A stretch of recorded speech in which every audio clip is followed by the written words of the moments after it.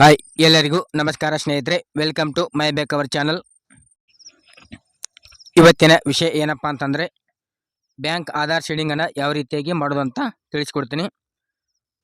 ನೋಡ್ತಾ ಇರ್ಬೋದು ಸ್ನೇಹಿತರೆ, ಯಾವುದೇ ಒಂದು ಗೃಹಲಕ್ಷ್ಮಿ ಯೋಜನೆ ಆಗಿರ್ಬೋದು, ಆಮೇಲೆ ಗೃಹ ಜ್ಯೋತಿ ಯೋಜನೆ ಆಗಿರ್ಬೋದು, ಆಮೇಲೆ ಇನ್ನಿತರ ಒಂದು ಸರ್ಕಾರ ಯೋಜನೆಗಳಿಗೆ ಏನಪ್ಪ ಅಂತಂದರೆ ಹಣ ಜಮಾ ಆಗಬೇಕು ಅಂತಂದರೆ ನಿಮ್ಮ ಒಂದು ಬ್ಯಾಂಕಿಗೆ ಆಧಾರ್ ಶೇಡಿಂಗ್ ಕಡ್ಡಾಯವಾಗಿ ಇರಬೇಕಾಗತ್ತೆ. ಹಾಗಾದರೆ ಆಧಾರ್ ಕಾರ್ಡನ್ನು ಶೇಡಿಂಗನ್ನು ಯಾವ ರೀತಿಯಾಗಿ ಮಾಡೋದು ಅಂತ ಈ ಒಂದು ವಿಡಿಯೋದಲ್ಲಿ ನೋಡ್ತಾ ಹೋಗೋಣ. ಸೊ ಇನ್ನು ಏನಪ್ಪ ಅಂತಂದರೆ, ಆಧಾರ್ ಕಾರ್ಡಿಗೆ ಶೇಡಿಂಗ್ ಇರುತ್ತೆ, ಬಟ್ ಎನ್ ಆ್ಯಕ್ಟಿವ್ ಅಲ್ಲಿ ಕೂಡ ಇರುತ್ತೆ. ಓಕೆನಾ, ಆ್ಯಕ್ಟಿವ್ ಇರಲ್ಲ, ಅಲ್ಲಿ ಎನ್ ಆ್ಯಕ್ಟಿವ್ ಅಂತ ಬಂದಿರುತ್ತೆ. ಎನ್ ಆ್ಯಕ್ಟಿವ್ ಇದ್ದರೆ ನಿಮ್ಮೊಂದು ಆಧಾರ್ ಕಾರ್ಡ್ಗೆ ಇಲ್ಲಿ ಏನಪ್ಪ ಅಂತಂದರೆ ಬ್ಯಾಂಕ್ ಖಾತೆಗೆ ಯಾವುದೇ ಹಣ ಜಮಾ ಆಗೋದಿಲ್ಲ. ಅದನ್ನು ಕೂಡ ಯಾವ ರೀತಿಯಾಗಿ ಆ್ಯಕ್ಟಿವೇಟ್ ಮಾಡೋದು ಅಂತ ಈ ಒಂದು ವಿಡಿಯೋದಲ್ಲಿ ಸಂಪೂರ್ಣವಾಗಿ ನೋಡ್ತಾ ಹೋಗೋಣ. ಅದಕ್ಕೂ ಮೊದಲು ನೀವೇನಾದರೂ ಮೊದಲ ಬಾರಿ ನಮ್ಮ ಚಾನಲ್ ನೋಡ್ತಾ ಇದ್ದರೆ ಈ ಕೂಡಲೇ ಸಬ್ಸ್ಕ್ರೈಬ್ ಮಾಡೋಕೆ ಹೇಳ್ತಾ ಬನ್ನಿ ನೋಡ್ತಾ ಹೋಗೋಣ. ಇಲ್ಲಿ ಸುಲಭವಾಗಿ ಏನಪ್ಪ ಅಂತಂದರೆ ನೀವೇ ಸ್ವತಃ ಮಾಡ್ಕೋಬೋದು. ಯಾವುದೇ ಒಂದು ಬ್ಯಾಂಕಿಗೆ ಹೋಗುವಂಥ ಅವಶ್ಯಕತೆ ಕೂಡ ಇಲ್ಲ. ನಾನು ಹೇಳುವಂಥ ರೀತಿಯಲ್ಲಿ ಏನಪ್ಪ ಅಂತಂದರೆ ನೀವು ಫಾಲೋ ಮಾಡಿ NPCI ಮಾಡಿದರೆ ಖಂಡಿತ ನಿಮ್ಮ ಒಂದು ಬ್ಯಾಂಕ್ ಖಾತೆಗೆ ಆಧಾರ್ ಶೇಡಿಂಗ್ ಆಗುತ್ತೆ. ಇಲ್ಲಿ ಮೊದಲಿಗೆ ಏನಪ್ಪ ಅಂತಂದರೆ NPCI ಅಂತೇಳಿ ಸರ್ಚ್ ಮಾಡ್ಕೋಬೇಕಾಗುತ್ತೆ. ಬ್ರೌಸರಲ್ಲಿ ಸಿಂಪಲ್ಲಾಗಿ NPCI ಅಂತಲೇ ಸರ್ಚ್ ಮಾಡ್ಕೊಳ್ಳಿ. ಮಾಡಾದ್ಮೇಲೆ ಇಲ್ಲಿ national payments corporation of India ಅಂತೇಳಿ ಒಂದು ವೆಬ್ಸೈಟ್ ಇರುತ್ತೆ. ಇದರ ಮೇಲೆ ಕ್ಲಿಕ್ ಮಾಡ್ಕೋಬೇಕಾಗತ್ತೆ. ಕ್ಲಿಕ್ ಮಾಡಿದಾದ್ಮೇಲೆ ನಿಮಗೆ ಈ ರೀತಿ ಅಂತ ಒಂದು ಪೇಜ್ ಓಪನ್ ಆಗುತ್ತೆ. ಮೊದಲಿಗೆ ಏನಪ್ಪ ಅಂತಂದರೆ ಇಲ್ಲಿ ಕನ್ಸ್ಯೂಮರ್ ಅಂತೇಳಿ ಒಂದು ಆಪ್ಷನ್ಸ್ ಇತ್ತು, ಬಟ್ ಇಲ್ಲಿ ಕಾಣಿಸ್ತಿಲ್ಲ. ಹಾಗಾದರೆ ಇಲ್ಲಿ ಯಾವ ಒಂದು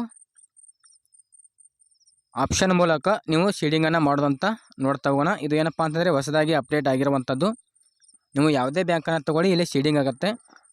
ಇಲ್ಲಿ ಏನಪ್ಪ ಅಂತಂದರೆ ಈ ರೀತಿ ಅಂತ ಒಂದು ಪೇಜ್ ಓಪನ್ ಆದ ತಕ್ಷಣ ಇಲ್ಲಿ ಕಸ್ಟಮರ್ ಅಂತಿದೆ ನೋಡಿ, ಕಸ್ಟಮರ್ ಮೇಲೆ ಕ್ಲಿಕ್ ಮಾಡ್ಕೋಬೇಕು. ಮೊದಲಿಗೆ ಕನ್ಸ್ಯೂಮರ್ ಅಂತ ಬರ್ತಿತ್ತು, ಬಟ್ ಇವಾಗ ಕಸ್ಟಮರ್ ಅಂತೇಳಿದೆ.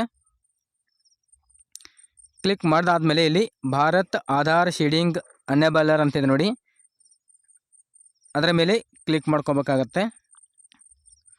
ಓಕೆ, ಕ್ಲಿಕ್ ಮಾಡಿದಾದ್ಮೇಲೆ ನಿಮಗೆ ಇಲ್ಲಿ ಆಧಾರ್ ಕಾರ್ಡ್ನ ಒಂದು NPCI ಮಾಡುವಂಥ ಒಂದು ಪೇಜ್ ಓಪನ್ ಆಗುತ್ತೆ. ಇಲ್ಲಿ ನೋಡ್ತಾ ಇರ್ಬೋದು ಆಧಾರ್ ಶೇಡಿಂಗ್ ಮತ್ತು ಡಿ ಶೇಡಿಂಗ್ ಅಂತಿದೆ. ಅಕೌಂಟ್ ಡೀಟೇಲ್ ಅಂತ ಕೂಡ ಇದೆ, ಆಧಾರ್ ಮ್ಯಾಪ್ಡ್ ಸ್ಟೇಟಸ್ ಅಂತ ಕೂಡ ಇದೆ. ಇಲ್ಲಿ ನೀವು ಆಧಾರ್ ಮ್ಯಾಪಿಂಗನ್ನು ಕೂಡ ನೋಡ್ಕೋಬೋದು. ಇಲ್ಲಿ ಏನಪ್ಪ ಅಂತಂದರೆ ಆಧಾರ್ ಶೇಡಿಂಗ್ ಅಥವಾ ಡಿ ಶೇಡಿಂಗ್ ಅಂತಿದೆ ನೋಡಿ, ಇದರ ಮೇಲೆ ಕ್ಲಿಕ್ ಮಾಡ್ಕೋಬೇಕಾಗತ್ತೆ. ಮಾಡಿದಾದ್ಮೇಲೆ ಇಲ್ಲಿ ನೋಡ್ತಾ ಇರ್ಬೋದು ನಿಮಗೆ ಕೇವಲ 7 ನಿಮಿಷಗಳ ಕಾಲ ಟೈಮ್ ಇರುತ್ತೆ. ಅಂದರೆ 8 ನಿಮಿಷ ಅಷ್ಟರೊಳಗಾಗಿ ನೀವು NPCI ಮಾಡಬೇಕಾಗತ್ತೆ. ಇಲ್ಲಿ ನೋಡ್ತಾ ಇರ್ಬೋದು ಮೊದಲನೇದಾಗಿ ನಿಮ್ಮ ಒಂದು ಆಧಾರ್ ಕಾರ್ಡ್ ನಂಬರ್ನ ಹಾಕೋದಕ್ಕೆ ಕೇಳುತ್ತೆ. ಆಧಾರ್ ಕಾರ್ಡ್ ನಂಬರ್ನ ಹಾಕೊಳ್ಳಿ. ಆಮೇಲೆ ಕೆಳಗಡೆ ರಿಕ್ವೆಸ್ಟ್ ಫಾರ್ ಆಧಾರ್ ಅಂತಿದೆ, ಇಲ್ಲಿ ಶೇಡಿಂಗ್ ಅಂತೇಳಿ ತೊಗೊಳ್ಳಿ. ಶೇಡಿಂಗ್ ಅಂತೇಳಿ ಚೆಕ್ ಬಾಕ್ಸ್ ಮಾಡಬೇಕಾಗತ್ತೆ. ಅದು ಮಾಡಿದಾದ್ಮೇಲೆ ಸೆಲೆಕ್ಟ್ ಯುವರ್ ಬ್ಯಾಂಕ್ ಅಂತ ಕೇಳುತ್ತೆ. ಇಲ್ಲಿ ಬ್ಯಾಂಕ್ಗಳ ಒಂದು ಲಿಸ್ಟ್ ಕೂಡ ಬರುತ್ತೆ. ನಿಮ್ಮ ಒಂದು ಬ್ಯಾಂಕ್ ಯಾವುದು ಬರುತ್ತೆ ಇದರಲ್ಲಿ ನೋಡ್ತಾ ಇರ್ಬೋದು. ನಿಮಗೆ ಯಾವುದೋ ಒಂದು ಬ್ಯಾಂಕಿಗೆ ಶೇಡಿಂಗ್ ಮಾಡಬೇಕಾಗಿರುತ್ತೆ, ಆ ಒಂದು ಬ್ಯಾಂಕನ್ನು ಇಲ್ಲಿ ಆಯ್ಕೆ ಮಾಡ್ಕೋಬೇಕಾಗತ್ತೆ.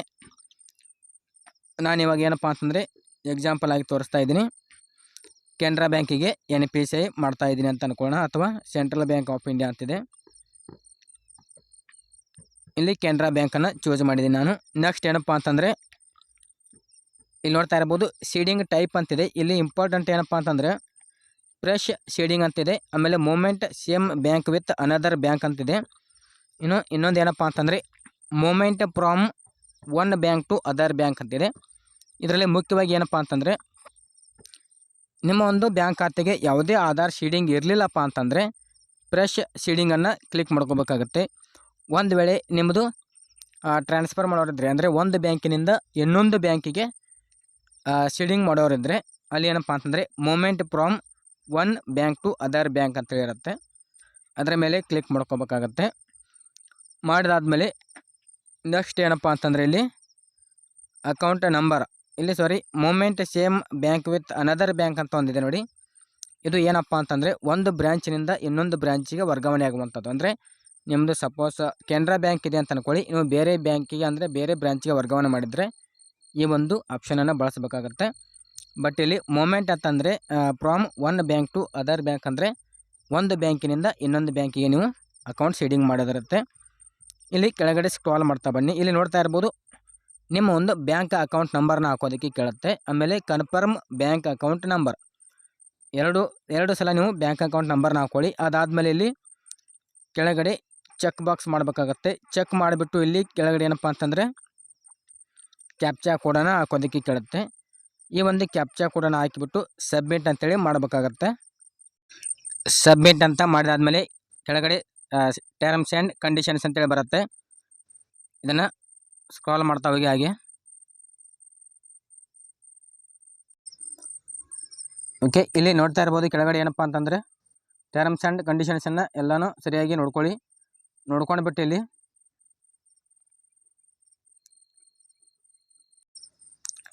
ಅಗ್ರಿ ಆ್ಯಂಡ್ ಕಂಟಿನ್ಯೂ ಅಂತಿರುತ್ತೆ. ಇದರ ಮೇಲೆ ಕ್ಲಿಕ್ ಮಾಡ್ಕೋಬೇಕಾಗತ್ತೆ. ಕ್ಲಿಕ್ ಮಾಡಿದ ತಕ್ಷಣ ನಿಮಗೆ ಇಲ್ಲಿ ಏನಪ್ಪ ಅಂತಂದರೆ ಇಲ್ಲಿ ನಿಮ್ಮ ಒಂದು ಆಧಾರ್ ಕಾರ್ಡ್ಗೆ ಲಿಂಕ್ ಇರುವಂಥ ಒಂದು ಮೊಬೈಲ್ ನಂಬರ್ಗೆ OTP ಬರುತ್ತೆ. ಆ ಒಂದು OTPನ ಇಲ್ಲಿ ಎಂಟ್ರಿ ಮಾಡಬೇಕಾಗತ್ತೆ. OTPನ ಹಾಕಿಬಿಟ್ಟು ಕನ್ಫರ್ಮ್ ಅಂತೇಳಿ ಮಾಡಬೇಕಾಗತ್ತೆ. ಓಕೆ, ಇಲ್ಲಿ ನೋಡ್ತಾ ಇರ್ಬೋದು ನಾವು ಕೆನರಾ ಬ್ಯಾಂಕಿಂದ ಕರ್ನಾಟಕ ಗ್ರಾಮೀಣ ಬ್ಯಾಂಕಿಗೆ ಶೀಡಿಂಗ್ ಮಾಡ್ತಾ ಇರೋವಂಥದ್ದು. ಇಲ್ಲಿ ಕನ್ಫರ್ಮ್ ಅಂತೇಳಿ ಕೊಡಬೇಕಾಗತ್ತೆ. ಕೊಟ್ಟಾದಮೇಲೆ ನಿಮಗೆ ಆಧಾರ್ ಕಾರ್ಡ್ ಶೀಡಿಂಗ್ ಸಕ್ಸಸ್ಫುಲ್ ಅಂತೇಳಿ ಬಂದುಬಿಡುತ್ತೆ. ಸೊ ಹಾಗಾಗಿ ಈ ರೀತಿಯಾಗಿ ನೀವು ಆಧಾರ್ ಕಾರ್ಡನ್ನು ಶೀಡಿಂಗ್